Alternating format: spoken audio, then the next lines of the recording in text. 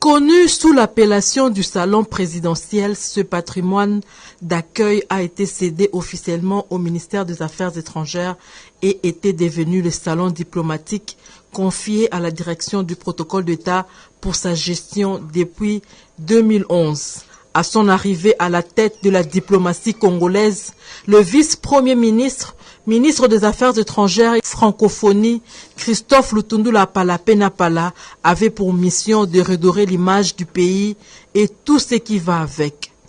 Porte d'entrée et de sortie, pour différentes personnalités, le salon diplomatique est resté dans le viseur du vice-premier ministre, ministre des Affaires étrangères et francophonie, Christophe Lutundula Palapé-Napala. Aujourd'hui, l'infrastructure est moderne et prête. Tout a été mis en œuvre pour rendre joli ce salon qui est appelé à recevoir les personnalités étrangères et du pays. Et de manière générale, se dit diplomatique.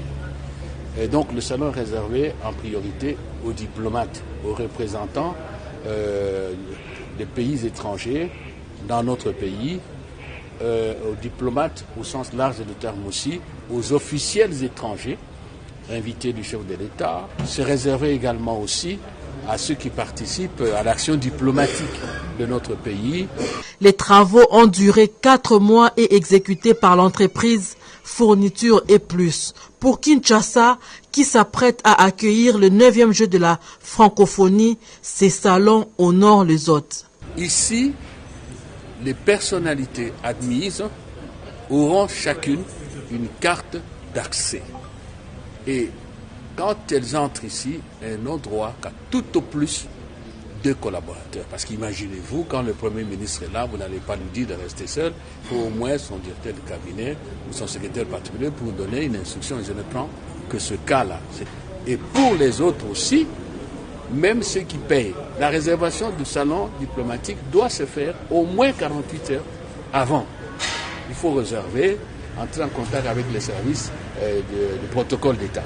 Vous m'avez vu signer la note circulaire, elle sera affichée. Et nous nous adressons à tous les compatriotes qui ont des charges publiques. Ce n'est pas tout le monde qui vient au salon diplomatique. Ce n'est pas spécifique à la RDC. C'est comme ça que ça s'est fait dans d'autres pays et c'est comme ça que ça s'est fait selon les conventions internationales. Des limousines et un bus ont été offerts par le vice-premier ministre, ministre des Affaires étrangères et francophonie, pour la locomotion des hôtes du pays. Autant le travail technique et structurel s'est fait, autant sur les plans des infrastructures, l'on ne baisse pas les bras.